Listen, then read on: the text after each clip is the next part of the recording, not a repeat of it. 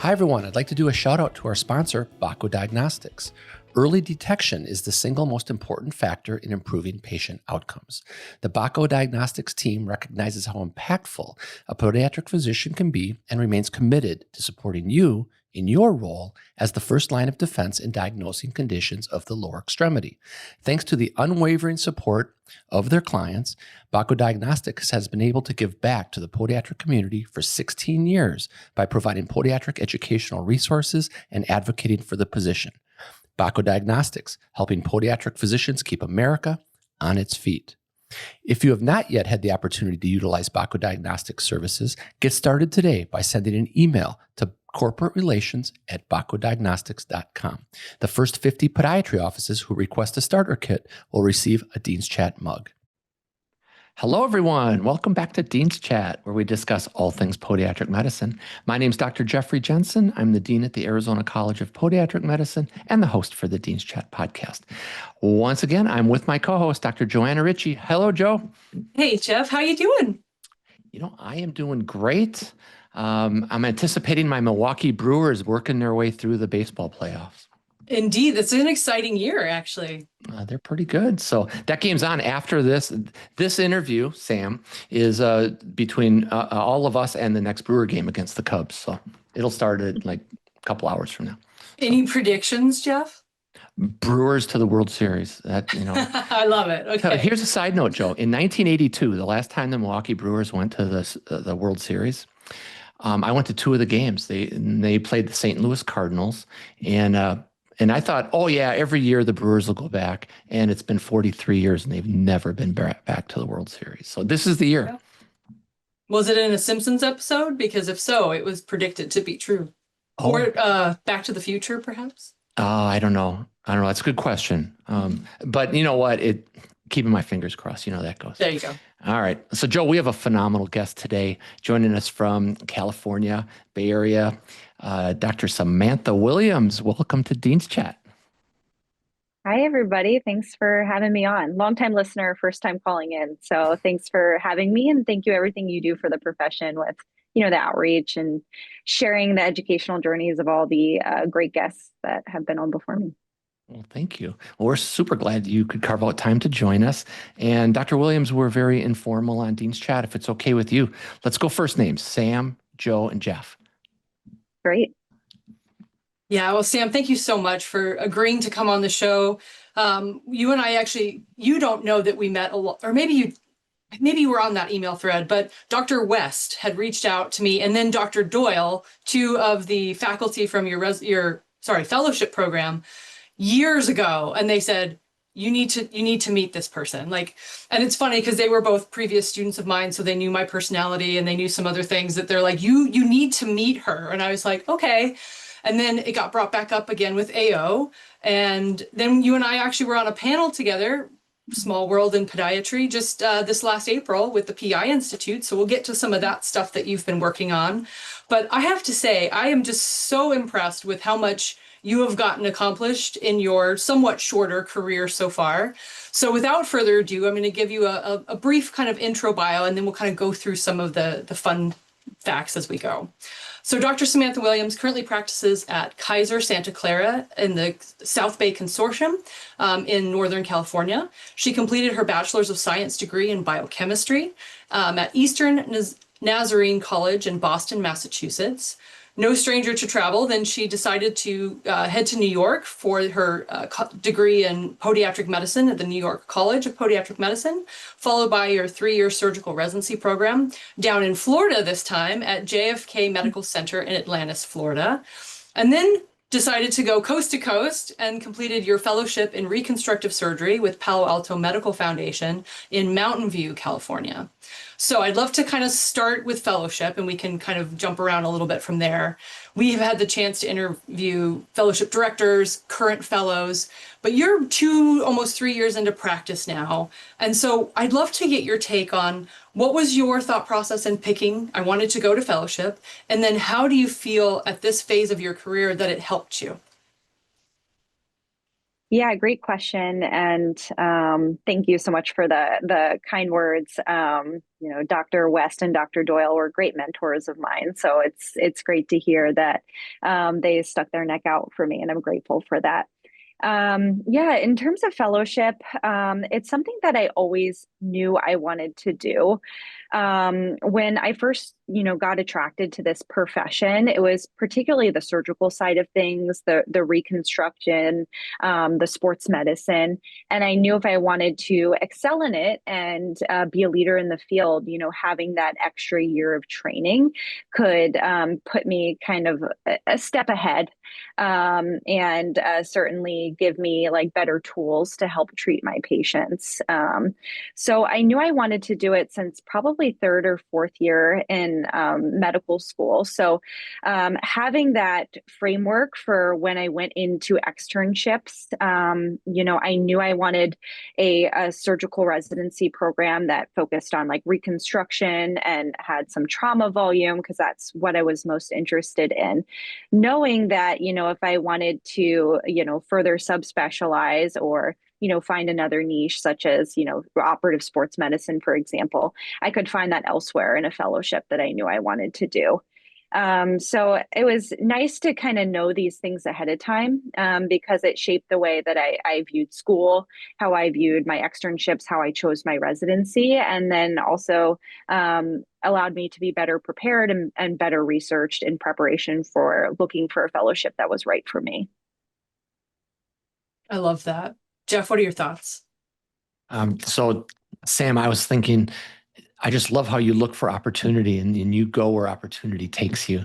And so many of our students, Sam, we're guiding them, right? We're helping them, we're mentoring them, we're trying to help them figure out where to do clerkships and emphasizing training. It doesn't matter where you get it.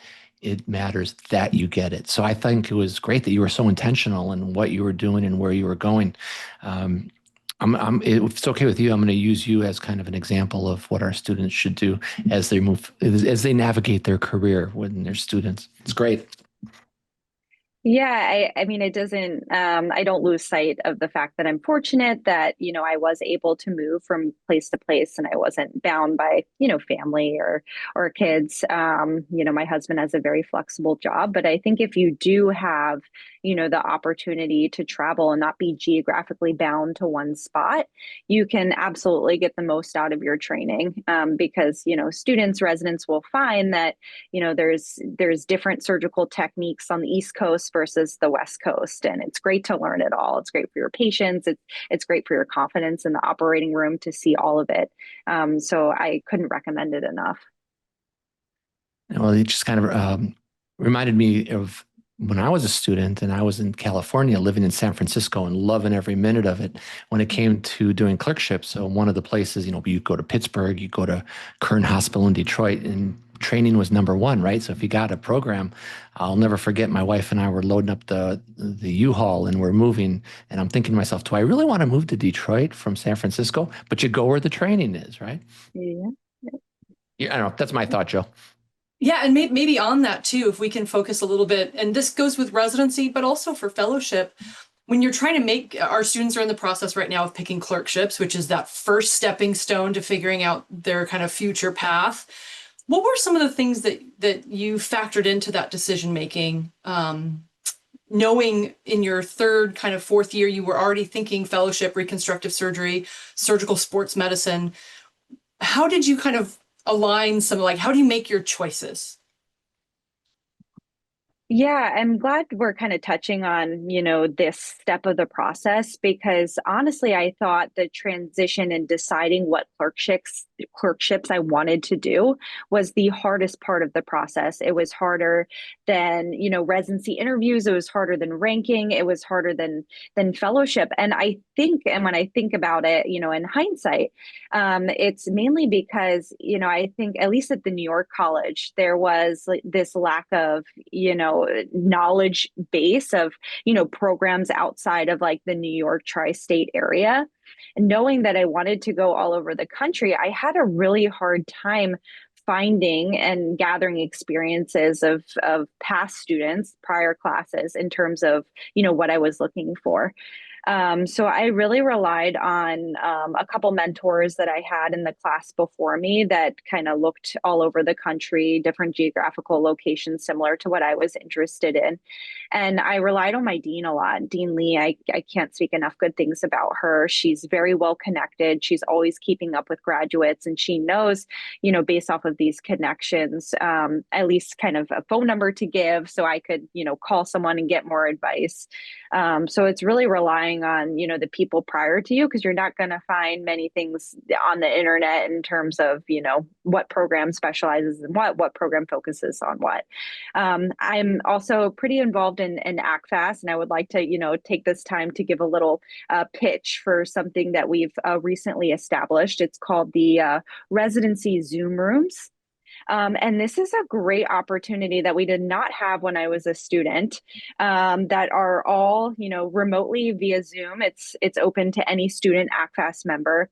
And we break it into subregions.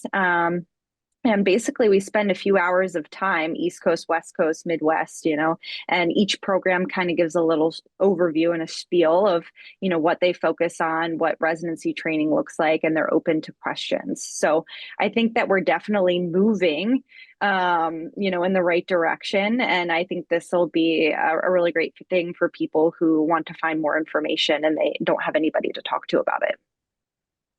Oh, I love that. And the residency Zoom rooms, when students that are ACFAS members want to kind of inquire about those, where's the best place they can find more information?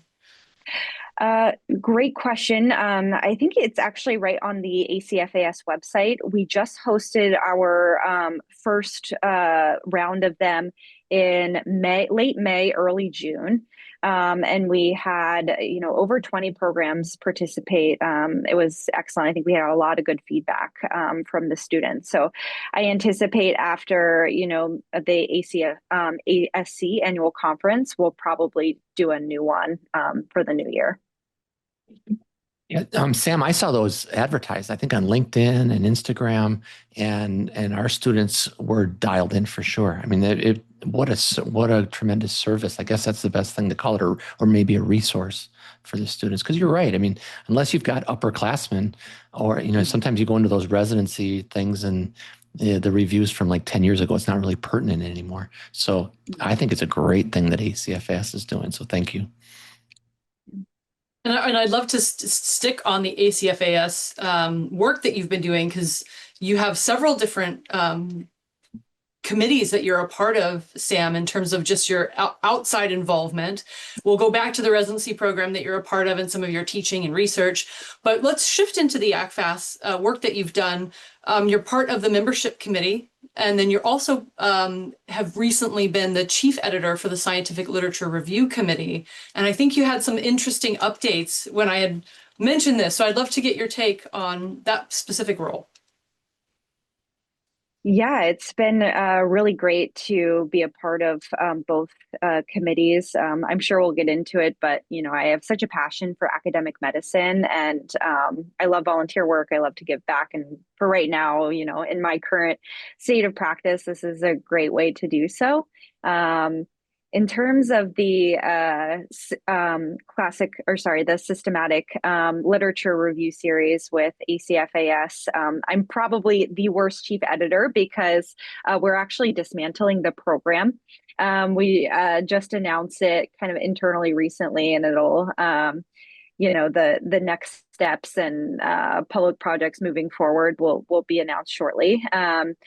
But essentially, with the advent of AI and, the internet in general, we can find and synthesize and summarize articles at our fingertips, right? And it's something that's coming. It's coming fast, and we can't ignore it. So a lot of, these committees that synthesize literature, they're becoming less and less useful for us, right? So we're trying to retarget kind of this energy and these resources elsewhere. One option, for example, we're thinking about launching is maybe an ACFAS, JFAS style podcast where we, review a recent JFAS publication similar to FAI, with the advent of podcasts and people, busy on commutes, going for a run, listening to podcasts nonstop. It could potentially be a much better resource for the members of the college. I find Brilliant. this so awesome. Go ahead, Jeff. I'm going to throw the ball back to you because I find this so interesting. No, I think it's a natural progression. And Sam, if you weren't doing it now, you'd be doing it a year or two from now. So you're ahead of the curve. There's no question. I mean, every time I want to look something up, I just jump on ChatGPT and I ask for it, and it shows all the articles, and I can hit it and it goes right to PubMed. So everything's at our fingertips. But to your point, why not have an overview? Why not have some experts? Maybe even the authors of the articles can jump on with you and talk about it and enable our students, our residents, and our practitioners to catch up and update themselves. I just kudos. When you told us about it earlier, I thought that just makes perfect sense because we're all shifting in real time right now. Joe? Yeah, and it's right in that precipice of time, right, where things are going to start to shift. And I love that there is forward thinking about how do we make the best use of everyone's time, right? You're on this committee, you're doing a scientific review, which has so much value when done well and appropriately. But if we have tools that actually can optimize things that don't require our time and expertise, and then use our expertise on top of that, that is where highly efficient systems are built. So I'm so excited to see what's actually going to come in this space.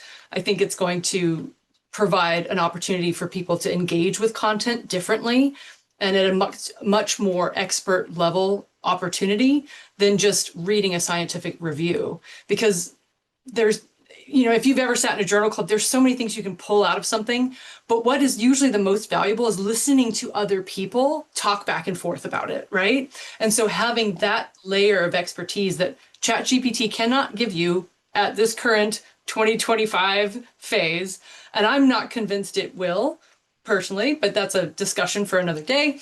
I think that its ability to synthesize this information is going to be so valuable. So I'm curious, has there been other parts of your life that you've used AI resources, certainly Bay Area stuff? Have you found other opportunities to engage with this technology? Yeah, that's a great question. And so, it's something that I'm prepared to talk about, just being in the Bay Area. It's, something that's coming at us at a rapid pace. It's something that we can't ignore. And I got to tell you, I am very happy that I'm not a radiologist. No, I'm just joking. I do not think that, podiatry is going to be replaced anytime soon, but AI is definitely something that we can use and, use to our advantage to increase our efficiency. If we're talking about it in terms of, practice management, we do have like AI tools here at Kaiser that help us write our notes. Abridge, for example, is the platform and extension we use associated with our EMR. And it's been really helpful just to put recording on the phone, and after the visit is done, press create note and just make minor edits and essentially be done with the visit, which has been great for me, especially in my complex surgical practice at times. Just focus on the patients face to face and not really worry about the medical documentation as much. But I will say, the more complicated thing that we have to look at is, how it's reshaping medical residency training. And, you touched on in the beginning, we do have residents here at the South Bay Consortium, and, the attendings are constantly talking about, how this is kind of influencing their training, how it's already in practice, and, what good and potentially harmful things it's doing for us. Well, it's funny because we used to talk about having your phone and kind of cheating in pharmacology because we could look up drugs really quick. And the evolution did not take long to get to the point where you're saying, you know, looking at it. I mean, I even took my films of a knee injury recently and fed it in, just curious, and it came back with a perfect diagnosis. So times are changing. Yeah, And definitely. I do love this conversation, because certainly in the medical education space as well, we've talked about this with students. And I think where my current, and I reserve the right to change my mind as things continue to evolve somewhat rapidly, but I think my experience watching these students interact with AI, it is not necessarily that it is a replacement for thinking, because they have, it's just so easily accessible, right? So trying to make the argument of memorizing data the way that we used to is very hard to convince them why it's valuable. So what I think becomes really necessary then is our ability to help them ask the right questions. Because if you're going to be using something like an AI assisted, we'll just call it an AI assistant, because at some point I think that's what this will turn into, right? Then you need to be able to prompt it and ask it certain things. And imaging alone and listening alone aren't going to be able to tap into expertise.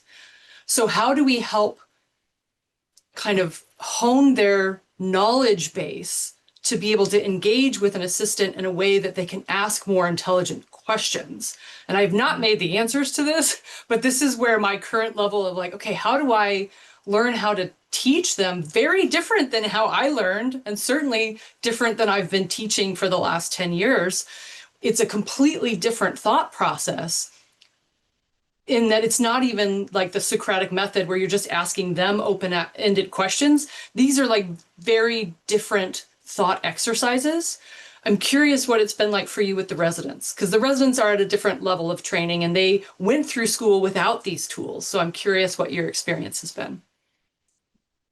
Yeah, definitely. You bring up a lot of great points. And I too feel like, because I'm on the younger side, I've only been in practice for 2 years now. I feel like I'm, more open-minded to the implementation of it and its benefits.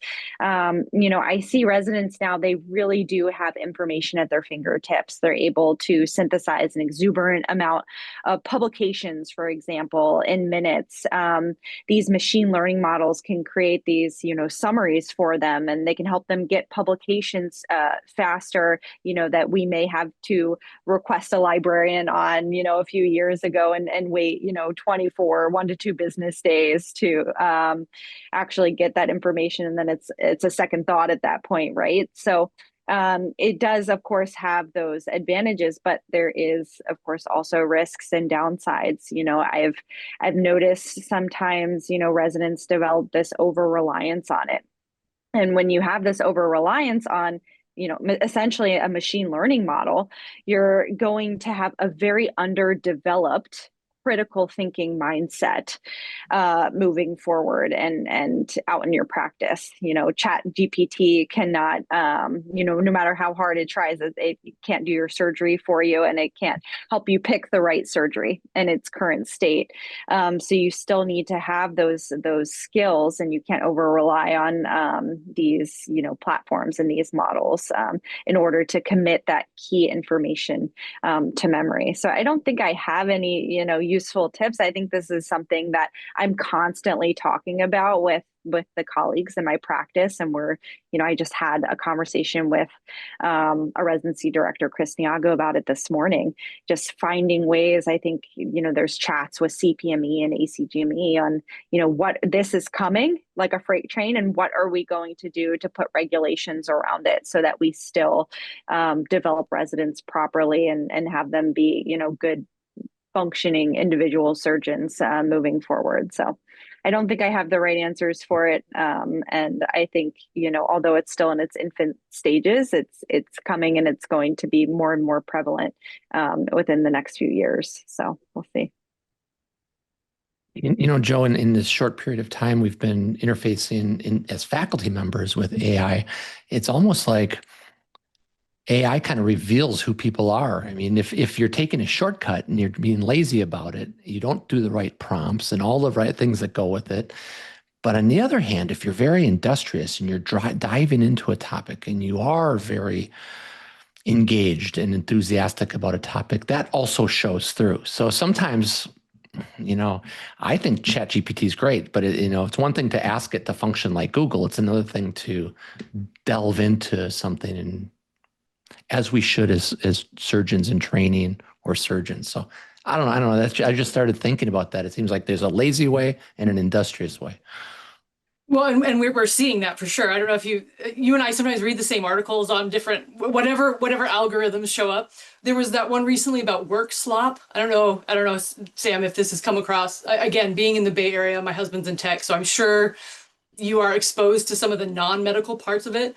But it is an interesting experience where there are people that are reading someone's work that was clearly AI generated, and it's subpar. It's very obvious, and it actually takes more time on the expert to have to sort through they call it work slop. And I just found it so interesting because, again, it's this exact same idea that we're kind of talking about.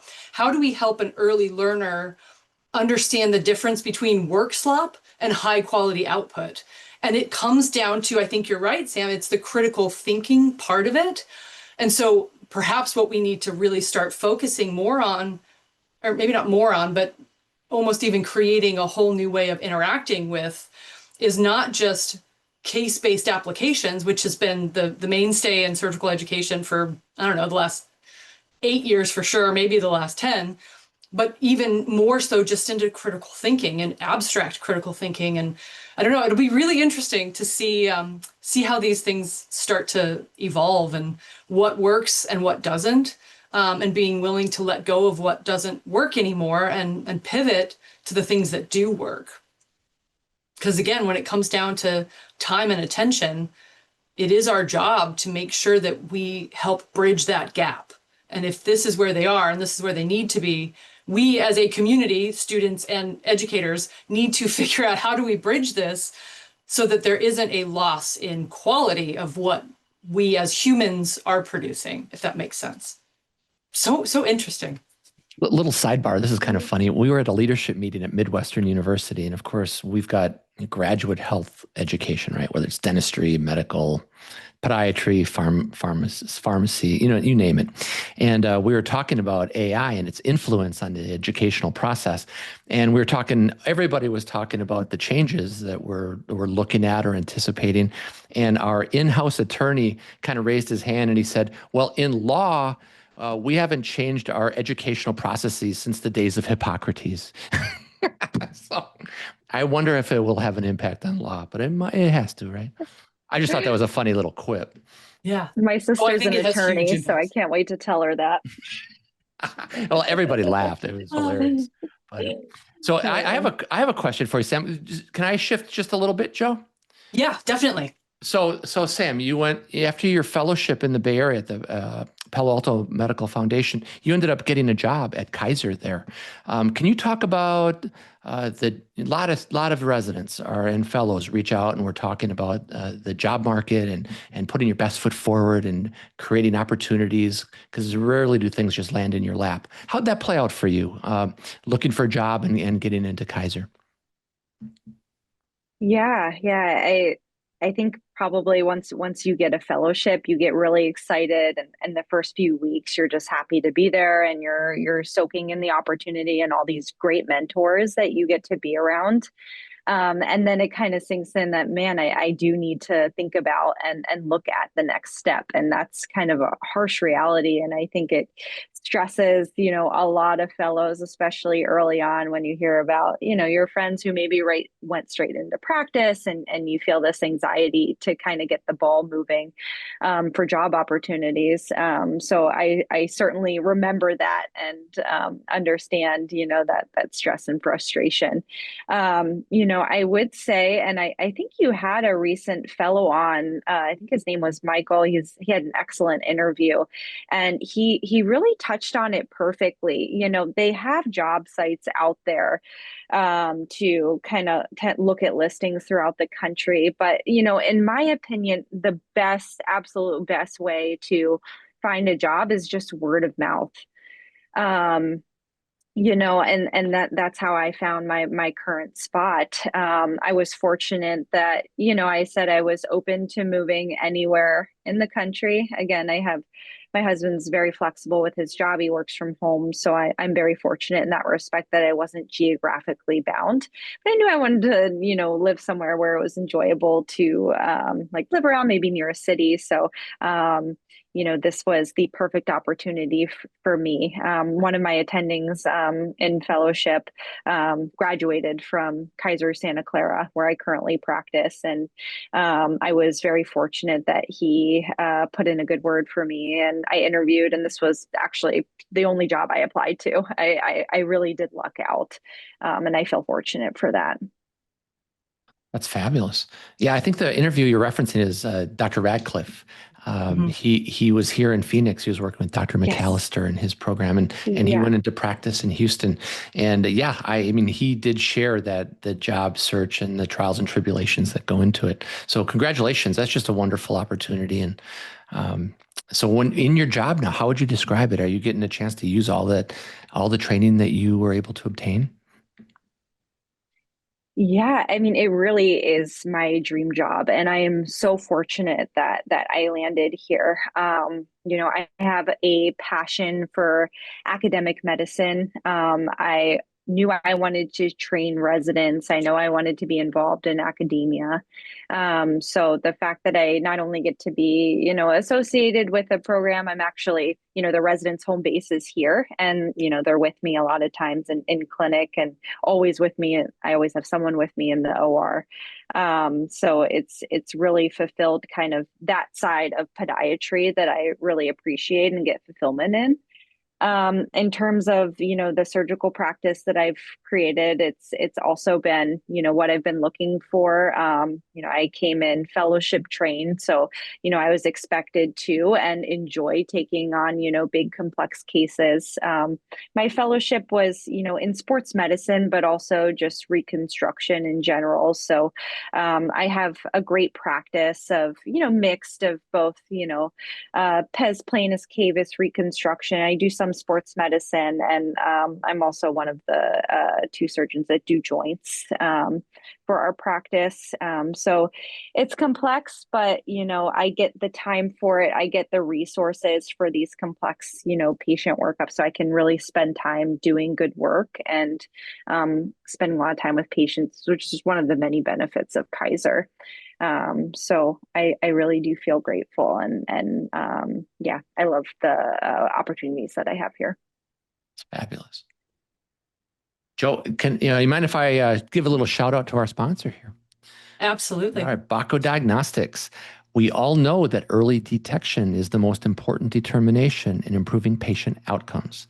Bako Diagnostics remains committed to supporting you in your role as the first line of defense in diagnosing lower extremity pathologies. Bako Diagnostics, helping podiatric physicians keep America on its feet. We always shout out Bako. They're our Tuesday sponsor, Sam, and they do so much for education in our profession, not only in the physician realm, but also for students and residents. So shout out to Bako. And I'd love to transition a little bit into research. You had talked about academic medicine and the passion that you have for that. You have won the Research Achievement Award and the Scholastic Achievement Award when you were a resident. Now you're also the part of the residency research committee, having residents being actively trained how to do surgery, how to interact with patients in clinic, but also how to conduct research. I'd love to get your take on what that's been like. Yeah, great question.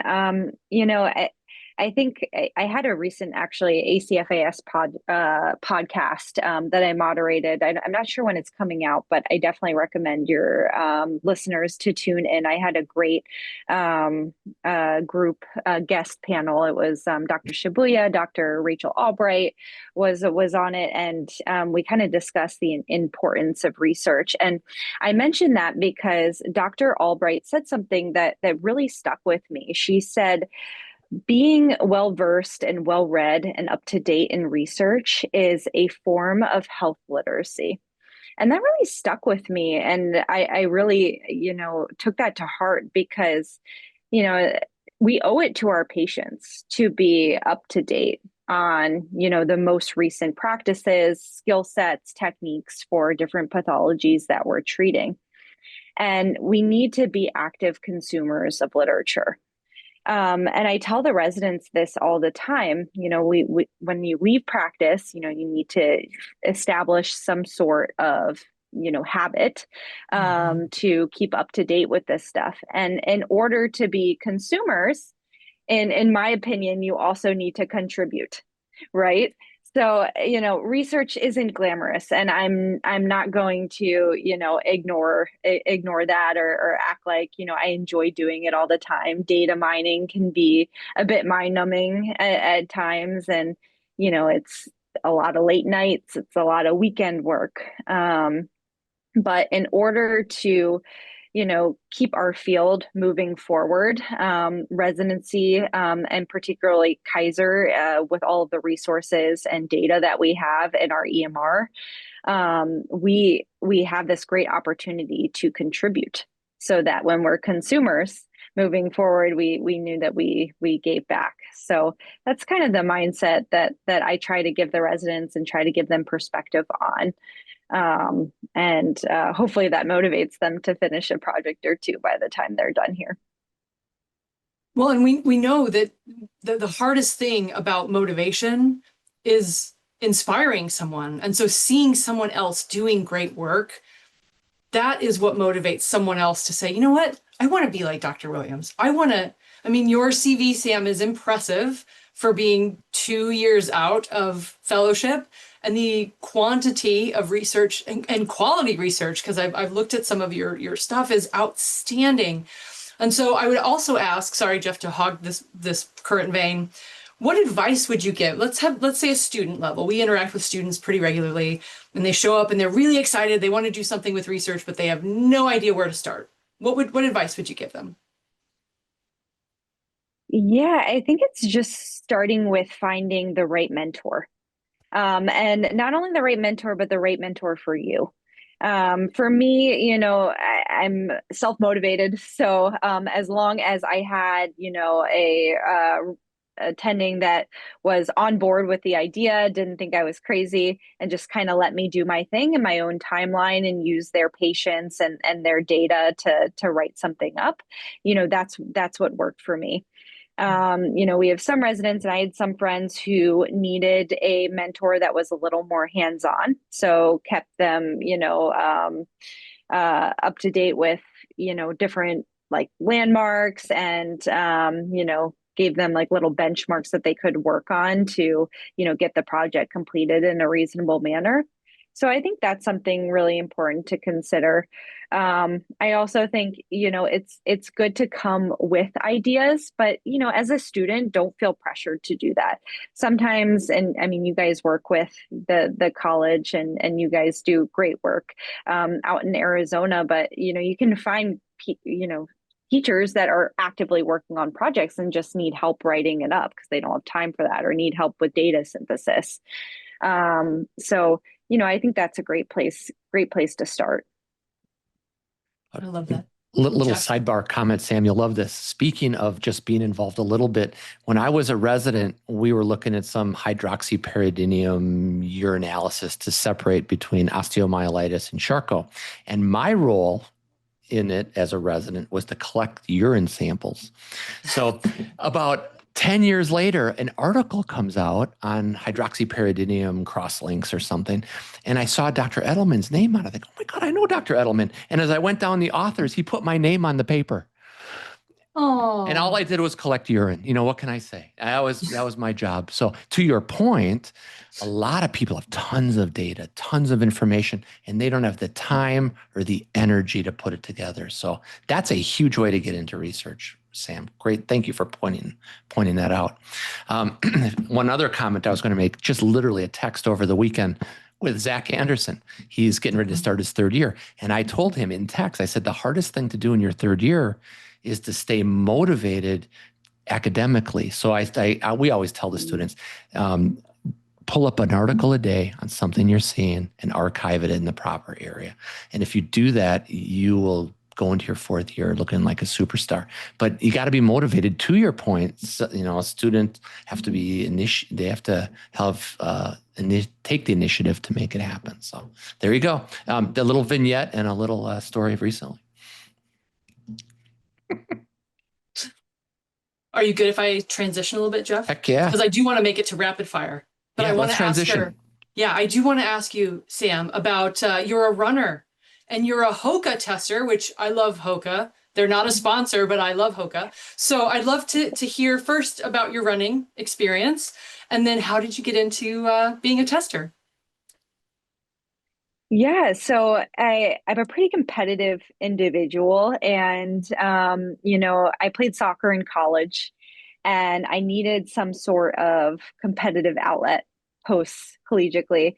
And you know, I've witnessed, you know, in my career so many injuries on like the intramural soccer fields that I said, yeah, I don't. I mean, I play pickup casually, but I try my best to avoid it. It gets very aggressive. So that's how I picked up running. I'm a part of a competitive run team out in the Bay Area called West Valley Track Club, and we compete locally and also nationally at the major marathons and stuff like that. And I really enjoy it. It's a great way to kind of put work on pause, and sometimes listen to podcasts, sometimes music, sometimes nothing at all, and just kind of enjoy the silence. I'm a new mom too, so a lot of things I'm trying to escape every once in a while.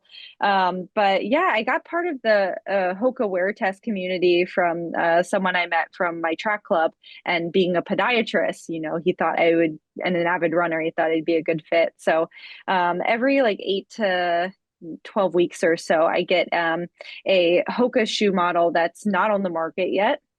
And I wear it, you know, run it to the ground, and give Hoka feedback on what, you know, the shoe could be doing differently in order to like improve its performance, durability, you know, stuff like that. So it's been really fun. I do not get paid for this. And I tell my patients that all the time when I recommend Hokas when they're asking for shoes. There's no kickback.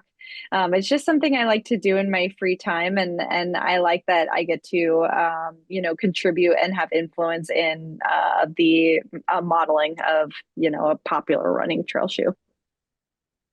That's so awesome. So Sam, I have a question for you. Sometimes our guests come on and they're super modest. Like when you're running for this track team, what events are you running? And like, you know, if you don't mind me asking, what kind of times? I mean, you're the real deal as a runner. So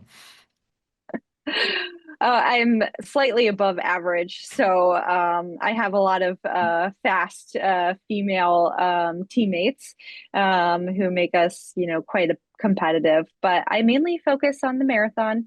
Going to be running my first marathon postpartum in December here, so ramping up training and getting excited about all of it. Yeah. oh, good for you. We had a recent guest, Bella Strasher. She's a fourth-year student at Texas who just ran she ran like a 2:57 marathon or something. She's training pretty hard.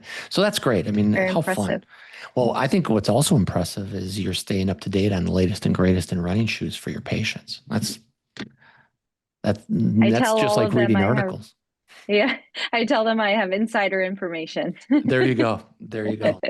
I love it. So fun. So I shared earlier when I was in school in San Francisco, we were part of a running club. It was called Dolphin South End, but we weren't that competitive. Our motto was start slow and taper. Sounds like my kind of running club. There you go. I think there was other kind of things like beverages involved, I think. Even more my kind of running club.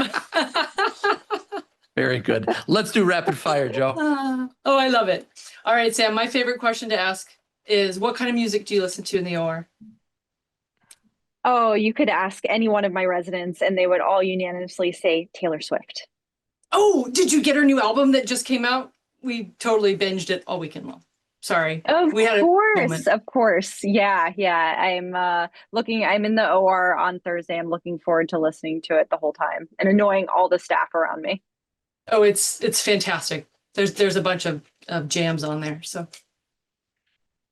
I love it. All right. So I'm interested. What else so you played soccer in high school and college. Mm-hmm. Was it Yes. an easy transition to running? I know it's not rapid fire, but it's still kind of like, wow, they're one and the same because it's aerobic, but Yeah, I was a midfielder, outside mid specifically, in a 4-3-3 model. So I was used to running 8+ miles in, a 90-minute game. So it was an easy transition for me. It was an easy lateral move post collegiate. Yeah. okay, then my rapid fire question is, what's the most common soccer injury that you treat? Oh, great question. I would probably say turf toe. Really? All right.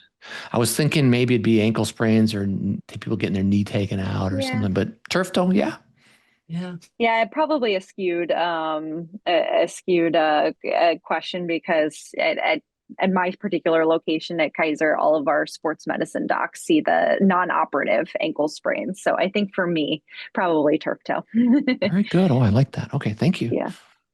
Sorry, Joe, that wasn't really rapid fire. No, it's all right. It's a great question. They're fun. This is like the fun section, right? All right. So another question that I have recently really liked because it's just a fun and interesting one. If you could invite anyone to dinner from any time period in history, it doesn't have to be somebody famous, but it can be. Who would you pick and why? Ooh, I would probably pick an author. I'm a bit of a bookworm. Probably Agatha Christie, I would say. Ooh, and Yeah, why? I would love to, tap into her creativity.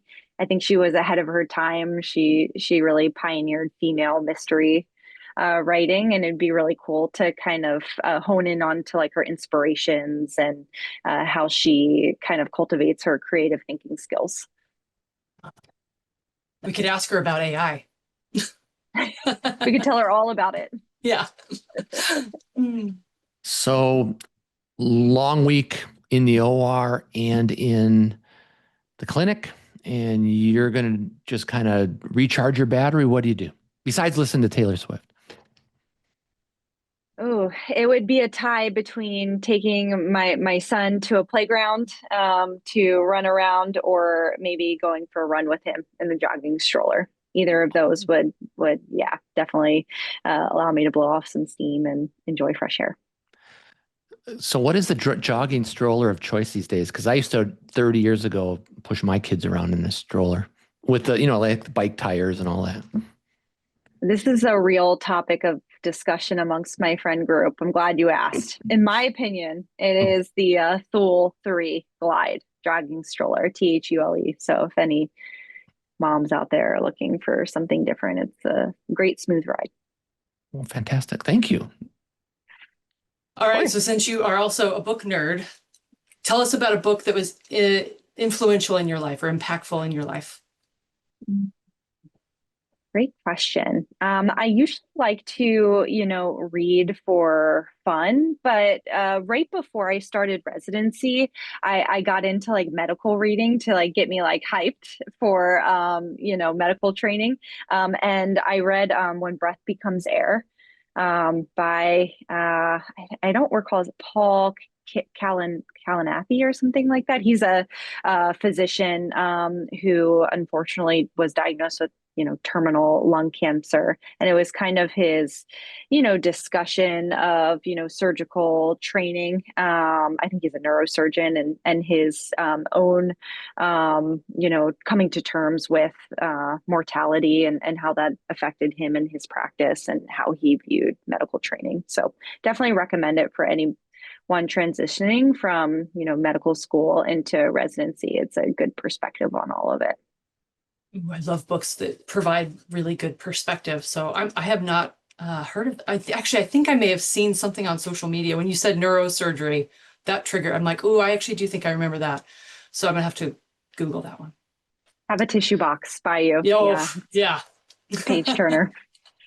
I can't read those on planes anymore because it's embarrassing. So Sam, I have a question for you. Is there a difference for you between listening to a podcast in the car on the way to work and what you listen to when you're out running? Because for me, it's completely different. If I'm out, walking, running, doing fun things, I'm not really into like a serious podcast. But if I'm driving to work, I'm happy to. What do you think about that? For me, absolutely not. Oh, I sometimes, especially because I do spend a lot of time on feet training for marathons and doing high mileage, I take, my podcast time to try to be as efficient as I can about it. I'm oh, often listening to the ACFAS podcast, the FAI podcast. Your podcast is excellent. You guys are great interviewers, and the conversation always flows. I listen to news every once in a while, but it's much of the same going from running to my commute, just so I can okay. try my best to stay up to date on everything, despite having a full-time job and being a mom. Oh, good for you. I don't know. I just think sometimes what I listen to depends on the situation and the vibe. Joe, what do you think? Oh no, mine crosses all activities. Um, my kids don't want to listen to podcasts. That's usually, No, unless there's something targeted to them. true. So that, I guess that has some impact on what I'm listening to, depending on if they're around. And Mom, can we put on Taylor Swift? So I have to tell you a funny Taylor Swift story. This was that total mom moment. My kids come home from school, and I don't know, we're doing something, and I put some music on, and Taylor Swift comes on, and I started singing along, and they're like, "You know Taylor Swift?" And I'm like, "Who in the world doesn't know Taylor?" I'm like, "Yo, yeah, I'm that cool, girls. I know Taylor Swift." Like, everyone on the planet knows who Taylor Swift is, girls. Don't think your mom's that special. But I finally got my in when they knew that I knew who Taylor Swift was, and I had her music on my phone. And I thought, man, if it only was that easy, I would have told them months ago. I'd ride that one for all it's worth with your Right? kids because you're not going to be cool forever, Joe. Nope. Nope. All Oh, right. that's great. Well, this is fabulous. Sam, thank you so much for carving out time to spend with us on Teens Chat. It's just been a phenomenal, almost an hour, and it always feels like it's 10 minutes. It just goes by so fast. Joe, any last words? No, thank you so much, Sam, for all the work that you do at the collegiate level, at the professional level, as you train residents and students. It's just incredible and remarkable what you've been doing. And thank you so much for your time today. Yeah, thank you so much for having me, and thanks for all you guys are doing for the profession. I really appreciate the podcast, so keep it going. Thank you so much, Sam. Well, for all of you listening on Spotify or Apple, please give us a 5-star rating or maybe even leave a comment or two. And if you're watching on YouTube, by all means, become a subscriber. Sam, we're going to send you a Dean's Chat mug to get your day Cool. going. Start your day the I Dean's love Chat way. merch. Thank you. Oh yeah, merch is part of coming on, and so we appreciate your time and your energy and all you do for the profession also. So thank you. And Joe and I will continue to bring leaders in the podiatry field, whether they're young practitioners or residents or students or legends in the profession. So cheers everybody, and we'll see you next week. Bye bye. Bye-bye.